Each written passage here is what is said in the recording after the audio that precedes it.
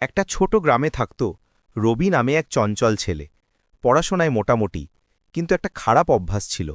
প্রায়ই ছোটখাটো মিথ্যা বলতো নিজের ভুল ঢাকতে।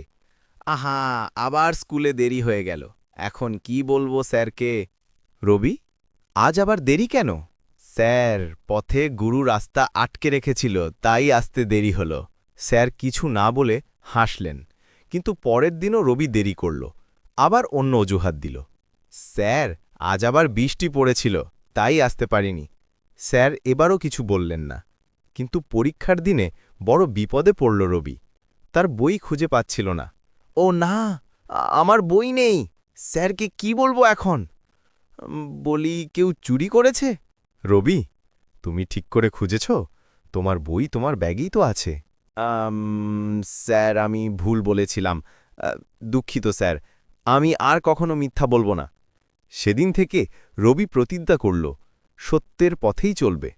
বাচ্চারা, মিথ্যা বললে সাময়িকভাবে বাঁচা যায়, কিন্তু সত্যই মানুষকে সম্মান আর শান্তি দেয়।